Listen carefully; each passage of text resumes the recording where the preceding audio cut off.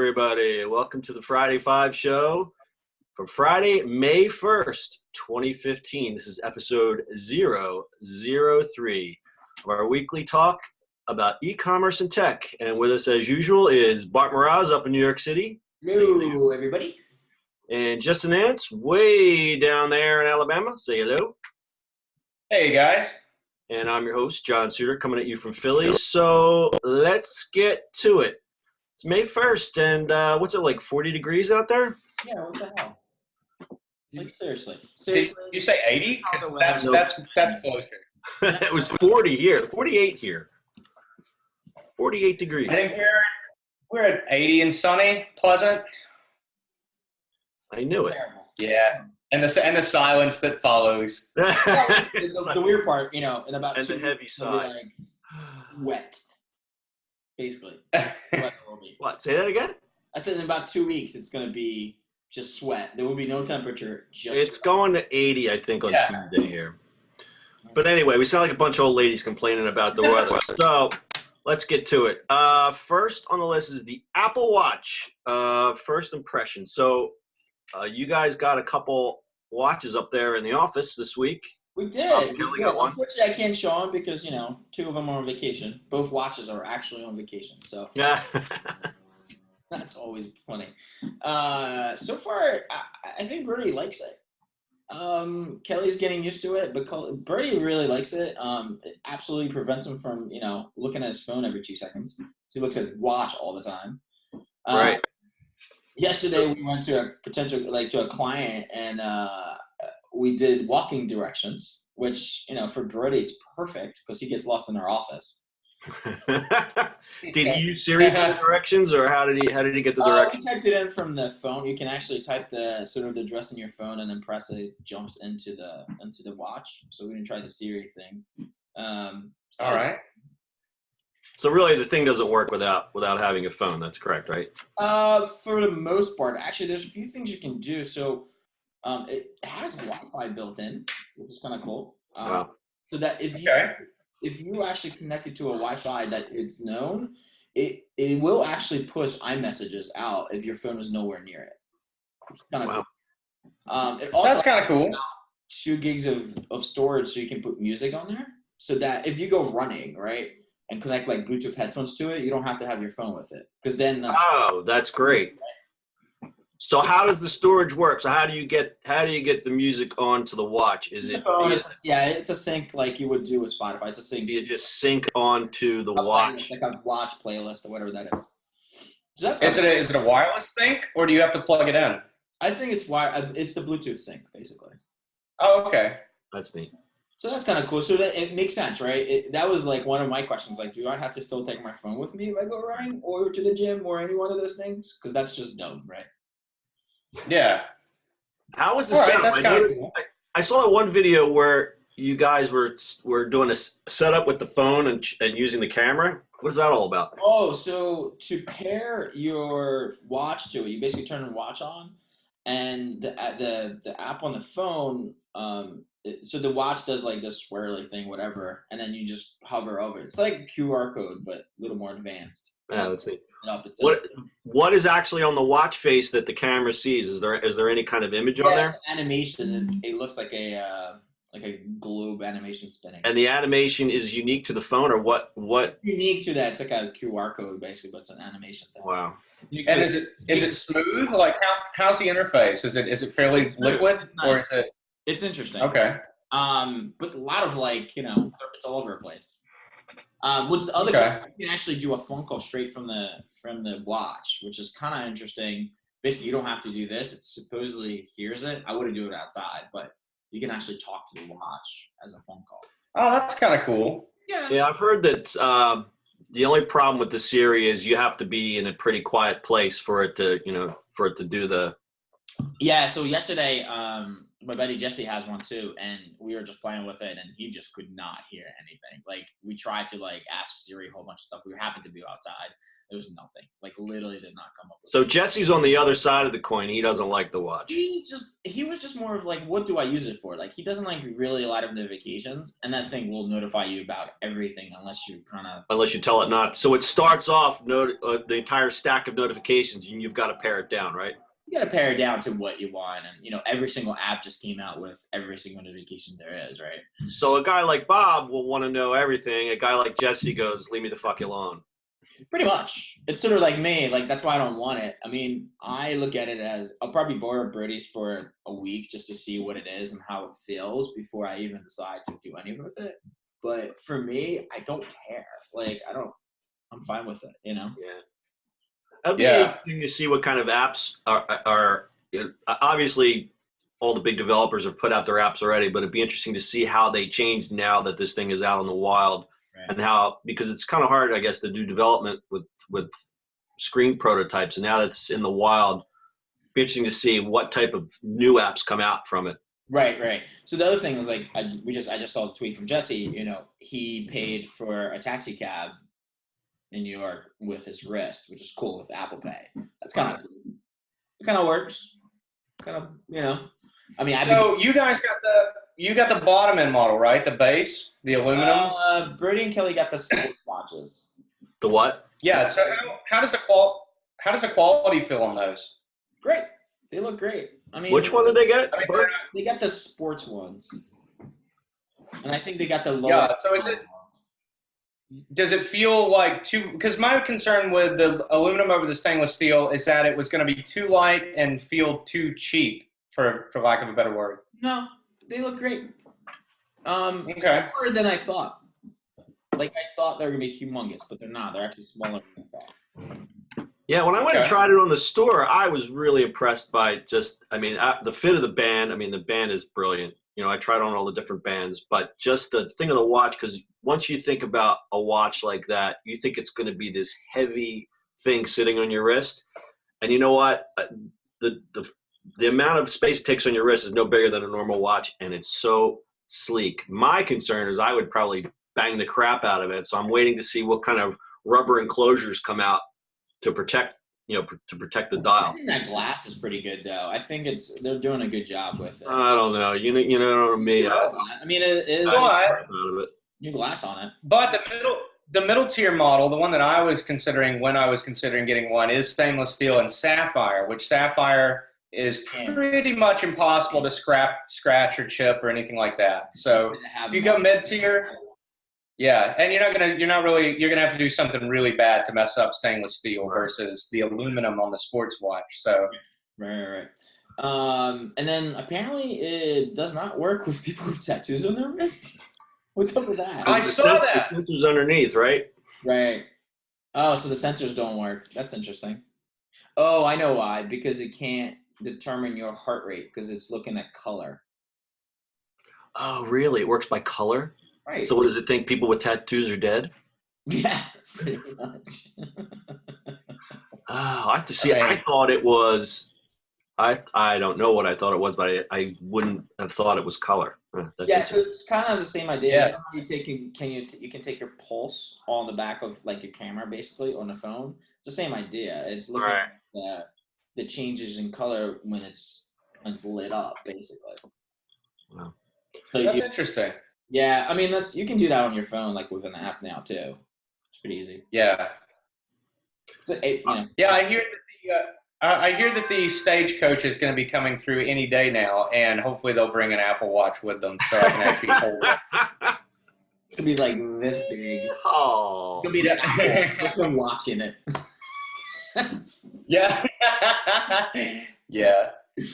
Anyway, right. So no, it sounds good. I'm really skeptical still about the price point. That's my biggest drawback to it. I'm sure the interface is great. I'm sure it's a quality product. I'm still on the fence about the price point. The sport watch is pretty dead on. I mean, it's competing with the LG and the Samsungs and the new Pebbles and all that. I mean, they're pretty comparable in price. So I'd be interested to really hold one of the sports ones in. Yeah, our Pebbles should be coming soon too. So that'd be interesting to compare them. Yeah, definitely. Moving on. All right, moving on. The next item on our list is Tesla made an announcement this week. They're forming a new company called Tesla Energy, which will be producing a suite of batteries for home, businesses, and utilities, creating a clean energy ecosystem. I think this is really, really cool. I think Tesla, and you look at it, is not really a car company. It's a battery company that makes cars. Yep. I literally just want to put these things in my parents' house and be done with it. Yeah, so let me understand this. This is, you have to have solar for this to really be beneficial, or is this? Well, I mean, his brother owns Solar City. Solar City, right? Kind of given, right? Well, and I did read where it can charge itself off the grid, in which case it basically operates like a full home UPS system. So it's going to. So you does it at night when the rates are lower and fills the battery up, and then if you have any kind of outage. But if you have solar, that thing will just stack the extra power in the batteries. Yeah. Because if you have solar, you can connect it so that you give power back to. Yeah, you could sell it back. Well, doesn't solar do that anyway? This is just a bigger battery to hold the power. Right, you can literally charge it up where, in the winter months when it's darker, especially, it depends where you live, right? And it just runs. Maybe just. So how is that any different? How's that any different than existing solar systems where you have to buy the panels, install the panels? They already come with a battery that's going to store the energy. Is it just a better battery? Is that what we're looking at? Probably. I would think so. I mean, I think that's the thing. And the idea is the solar and then off the grid type things when it's cheaper and just charges and you're fine, right? Because your power is always right. No, I get that, but there are existing solar solutions now. I mean, that have batteries included. Right. Yeah, so that was my question. I think this is just a better battery, and I think what they're trying to do is make a Tesla battery be a ubiquitous battery solution instead of always a guy like Musk is always thinking 50 years in the future.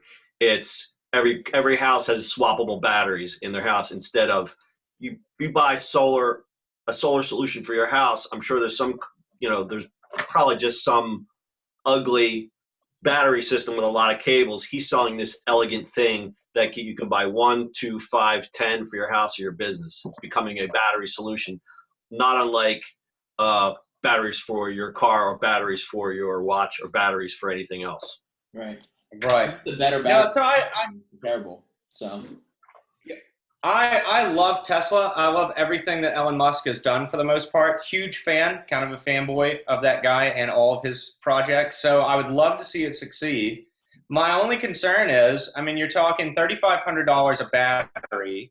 I guess the questions that need to be answered are, how long is that going to last? How much is it going to, are you guys still there? Yeah. Oh, how much it's going to cost to power an entire house, basically. That's really my concern, because you got to add the additional cost of solar panels. You might need more than one battery. I was actually just seeing if I could look up the kilowatts on that battery, but the small one is 7,000. And the small one's 7, the bigger one's 10. But there's a small price difference between the two. And I saw that 3,500 and right. But by the time you stack 9 together, you're looking at $27,000 worth of small 3,000 kilowatt batteries. Right. How much electricity would you use in your life? Probably not $27,000. That is why solar and electric cars are still out of the reach of most people, but that is going to change. Well, I mean, it's the same thing what he did with the cars, right? You sell the most expensive cars, so that people who have the money can buy those, and then you go down, right? Right. Make it cheaper and cheaper and cheaper. So this will get cheaper. It's the starting point. Yeah, no, I think it's a necessary step. I mean, renewable energy it's something that's going to have to be addressed, and I think it's a great step towards home renewable energy. I mean, although solar panels have been out for a very long time, like you said, I think the battery systems that existed for them are inelegant, and I'm sure a guy like Musk would make sure, I mean, even by the fact they can have 9 stacked together, they're going to be modular so that, it's easy to replace if one goes bad. It's easy to expand if you build onto your house. I mean, I think it's a great idea. Right. Yeah, and they're beautiful. It's a beautiful looking battery, you know. Yeah. All right, next on the agenda, we're going to talk about food delivery. There's two startups we're going to talk about. One is Maple by celebrity chef David Chang, the guy is a rock star. And the other one is Uber Eats. We'll talk about Maple first. Bart, you want to take the lead on that one? Yeah, this just came out. I'm a big fan of David Chang. Love this guy. I haven't ordered yet. My buddy just ordered it yesterday. He loves it. It's actually around our office only, which is fantastic. I think we're gonna do something next week with it. If not today. Well, they're right on Fulton Street, right? They're just down the street. It's actually by. They have a commissary in Tribeca, so it's basically like a kitchen chair type of thing. So it's fantastic. But design is great. It's great chefs making it. So it's going to be interesting how it compares to other things that are out there. Obviously, Seamless is the biggie. In New York, at least. Seamless and Grubhub are the same company, but in New York, Seamless is the biggie. So let's talk about that. So Seamless is, because this is something that unfortunately I can't take advantage of where I live. And of course, Justin, he has the grow his own food. So he's got a whole other situation. I mean, New York City is basically where everything is delivered. Like, you can literally get everything delivered. That is it. So Maple, I mean, it's basically a high-end delivery. I mean, is that essentially what I'm understanding? I would think, because the lunch is $12. I'm in New York. $12. Oh, okay.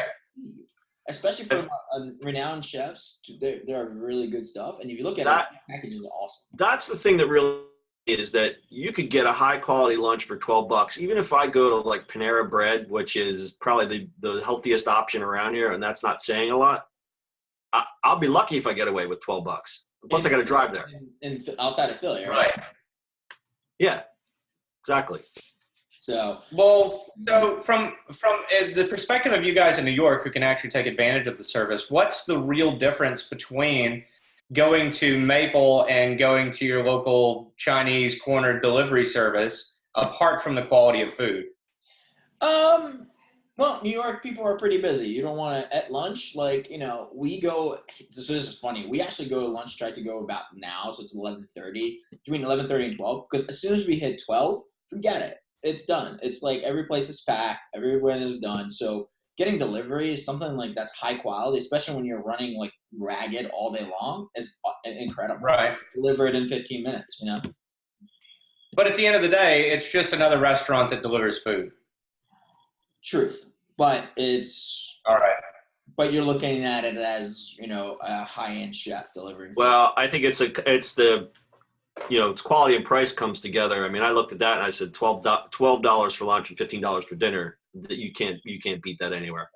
Right. Delivered or not. No. Go to Chipotle, get a burrito. It's $12. You know what I mean? Like. Yeah, exactly. Right. Exactly. So. All right. So the Uber. Let's talk about Uber, because Uber. We had this conversation earlier. Uber. Everybody thinks of Uber as just cars, but really it's a logistics services company. They're trying out this food delivery service. They're trying all these different things. The thing that gets me is that, obviously they want to try a lot of different things, but these poor drivers, I mean, these guys have to walk up a 60-year-old man's got to walk up 5 flights of stairs to deliver Chinese food to a 20-year-old kid. It's and especially in New York, he's got to drive in traffic. Does he stop his car and jump on the subway to get the kid his lunch? Hot? Yeah, I have no idea how that's going to work. Although it's funny because if you look at it, there's a lot of people who will send packages. Like they literally order Uber, put a package in and go, deliver to here. Somebody's going to pick it up. And nobody goes.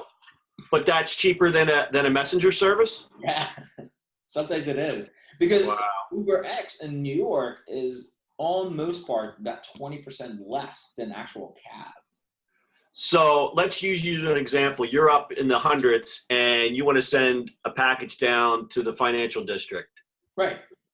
It's cheaper to have an Uber guy deliver it than use a messenger service. Yeah. It's like, there's the Uber. So actually, it's funny because Uber actually has a bike messenger service built into their stuff in New York.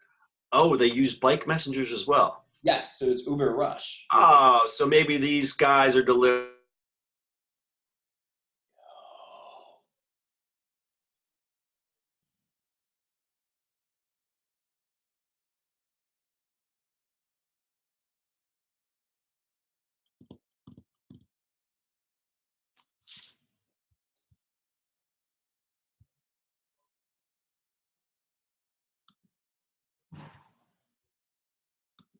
longer play here was to see if this service was feasible, because as of right now, a driverless car isn't going to go up 6 flights of stairs to your door. So I wonder if this was a longer play to try and keep like the human aspect or keep people employed if the idea does work.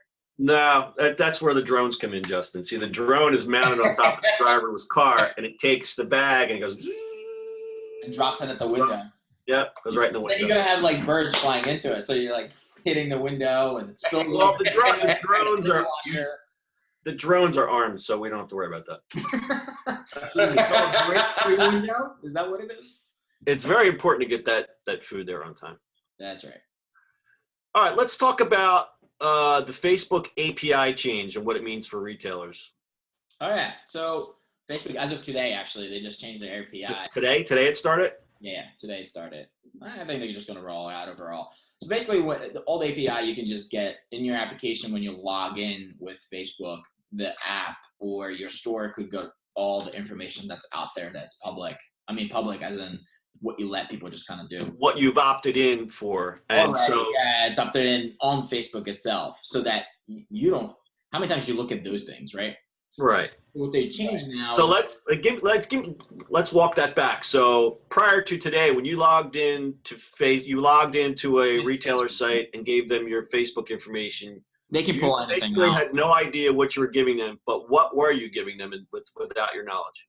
Age, name, your email, your phone number was in there. If it wasn't locked down, all the usual. So if your privacy settings were wide open, yep, you're basically being harvested for all this demo information, which is great for the retailer, but most people, most people that I know that use Facebook would have zero clue that was even happening. Yep, that's out there. Right. So now what happens is when you're asked to log in, you're giving the privacy check marks of what you can and won't share. Correct, and then you can check that. You can just check off your email. And that's so two questions for this. Two questions for this. First off, why wasn't it this way from the fucking beginning? And second question, you know what? That's such a big question. I forgot my second question, so we'll come back to it.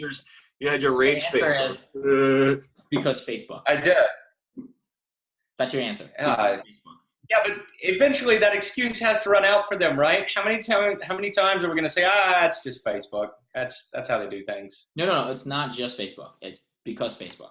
That is it. Right. That's actually become a little legitimate excuse now. Right, because Facebook. Because Facebook. I mean, they've been harping on this privacy stuff. I mean, remember the whole fiasco a few years ago with the graph and all that kind of stuff that happened? Those things. Right. It's that interconnecting, all these people. So I don't know. I mean, I guess that somehow it became a thing for them, and they're like, hey, maybe we should do this.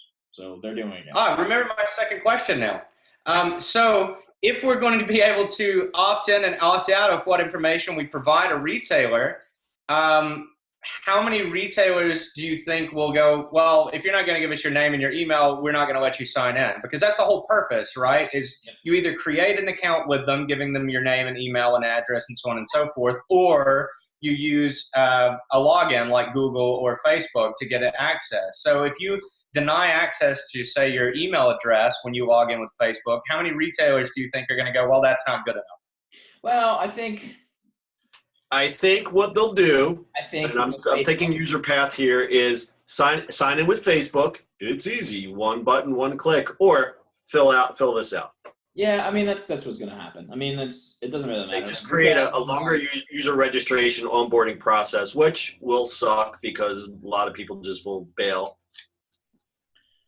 Well, I mean, that's basically the way it is now, right? You either fill out the registration natively or you log in with Facebook. But what if now, say you log in with Facebook, but when you get your privacy check marks, you tell them, all right, I'm not sharing my email address with you. And how many retailers are going to say, well, that's not, we're not, you have to provide your email address to sign in. We're not going to do that. Like, is it going to add an additional step to the registration process? Right now, it's one click log in with Facebook while you're providing them, pictures of you, down in a six-pack last weekend. But what's it going to be like when you can deny them that sort of information? Do you think they'll put in a second step where you have to enter in required information? Or Well, that was going to be my next question. How does this affect on the development side? You know, when you log in with Facebook, you get the pop-up window, which is usually just, okay, what happens now? And what happens if if the user decides to click away? They're back on that page, probably with an error message. What happens next? So, right. We knew about it, so we have it in we already changed that in most of our retailers. So now it's going to be just a pop-up saying, here's what you give access to. Like, how Google does it, just everybody does it now too.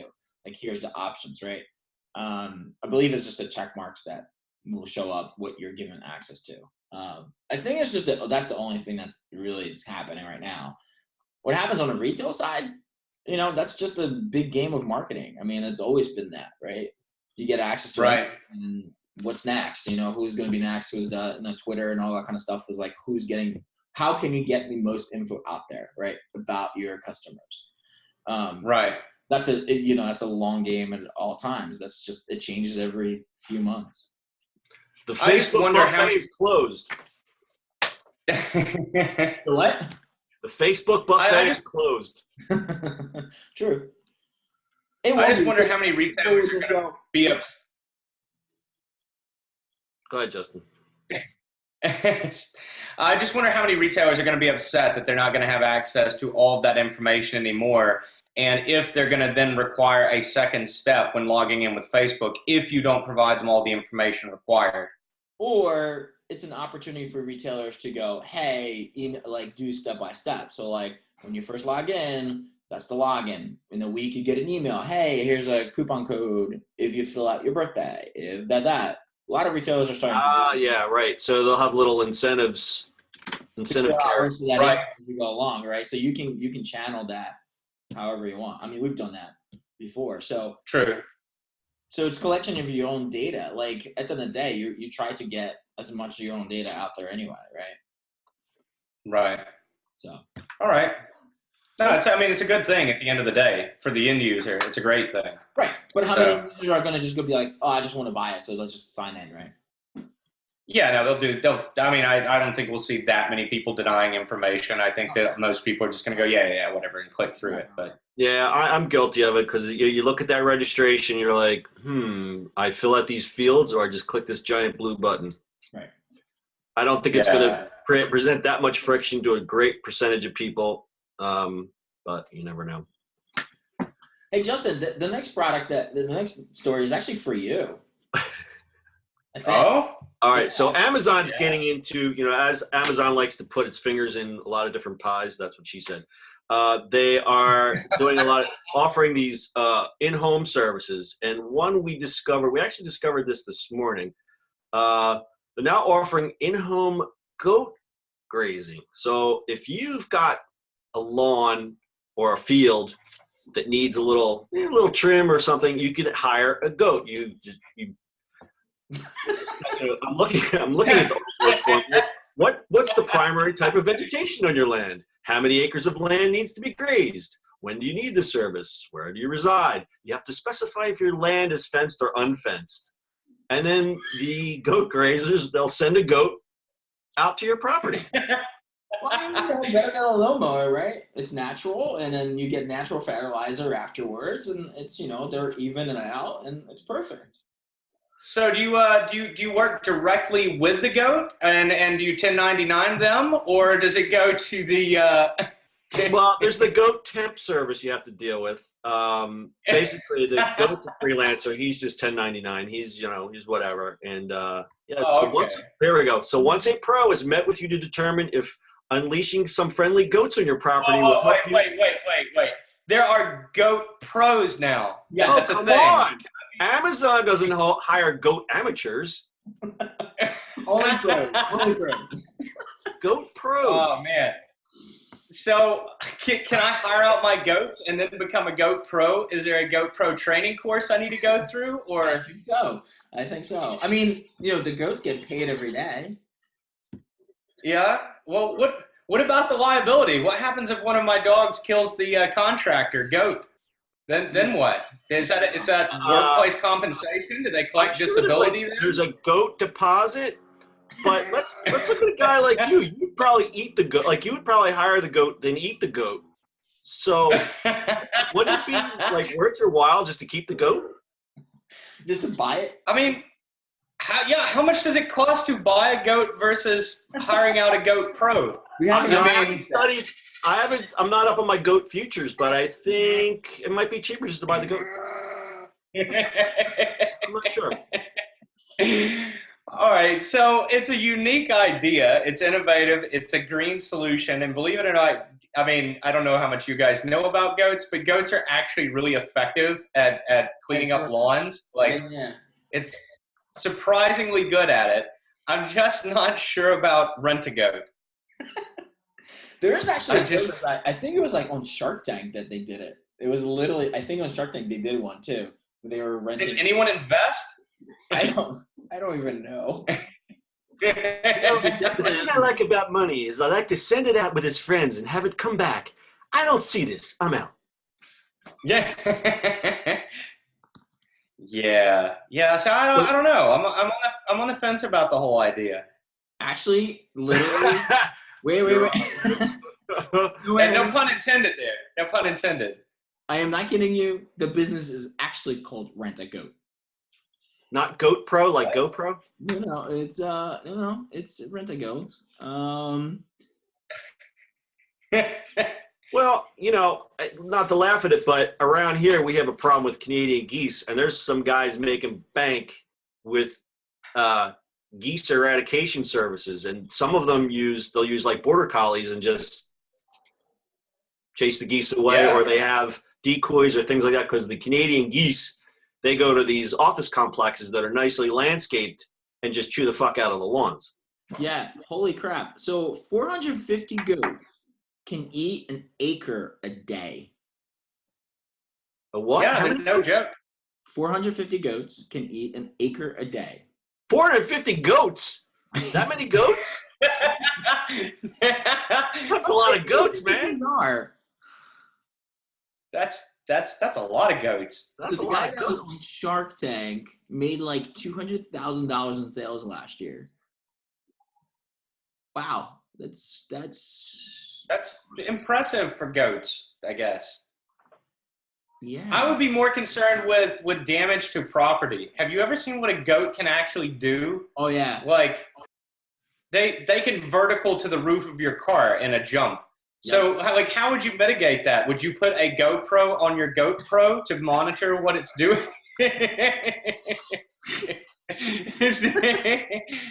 A GoPro on your GoPro. Wow. Well, that's a new one. I got it. All right. I got it. All right. All right. What else you got, John? I think that's it for this week. You guys want to wrap it up? Yeah. I think that's it. I'm confused. I think we have a new company called GoPro for GoPro. Yeah, we'll make GoPro specific GoPro mounts. Yeah, there you go. Reduce your liabilities with your goats. All right, kids. I'm gonna go wrap it up. Let's wrap it up. Everybody have a great weekend. All right. And we'll see you next week. Peace. See you guys. The fucking goat is running.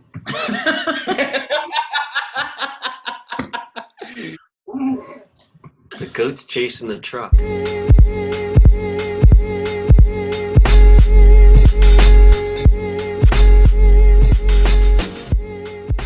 My hair looks like crap, and we're fine. We're good. What is wearing? Wearing shorts. I'm wearing boxer shorts and a t-shirt. Sexy. Sexy boy. Yeah. Boy.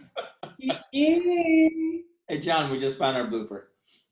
Sexy boy.